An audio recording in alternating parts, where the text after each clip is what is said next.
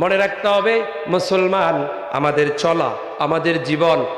কুল ইন্না সলাতি ওয়া নুসুকি ওয়া মাহইয়ায়া ওয়া মামাতি লিল্লাহি রাব্বিল আলামিন।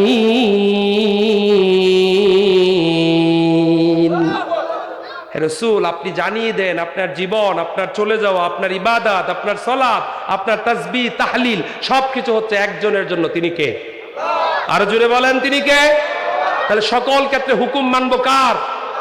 এখন আসেন, এটার চেষ্টা আপনার করা লাগবে। এটার চেষ্টা যেন হয়, অর্থাৎ ওয়াজের মঞ্চ থেকে শুরু করে সর্বোচ্চ জায়গায় যেন তার হুকুম বাস্তবায়ন হয়। ইনশাআল্লাহ কর না কেন? আরো জোরে বলেন ইনশাআল্লাহ। এ দেশের আকাশে কোন একদিন কালেমার পতাকা উড়বে,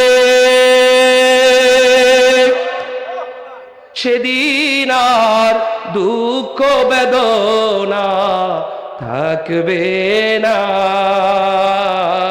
আপনারা চান কি চান না? তাহলে ইবাদত হবে কার? আরো জোরে বলেন কার? হুকুম মানতে হবে কার? সুন্দর কথা বন্ধু আমার, আল্লাহর হুকুম, নবীজির তরিকায় চলবেন, দুনিয়াটা সুন্দর হবে। Nobody can avoid that, we all are going to die. আমাদের সবাইকে মরতে হবে, মৃত্যুর দিকে যাচ্ছি আমরা। All my dear young and energetic brothers should be careful, listen to me, we all are going to die. Am I right? আমরা তো চলে যাব মৃত্যুর দিকে। দুনিয়াটা খুব সংক্ষিপ্ত, একেবারেই man's life is very short. এটা খুব কম সময়ের জীবন, আমাদেরকে চলে যেতে হবে। আল্লাহ বলছেন ওয়াজকুরুল্লাহ ফি আইয়ামিম মা'দুদাত, বান্দারে আমাকে ডাকো গণার দিনের মধ্যে। তোমার হায়াত হচ্ছে ফিক্সড ডে, অর্থাৎ নির্ধারিত দিন। সময় তো চলেই যাবে, সময় চলে যাবে না?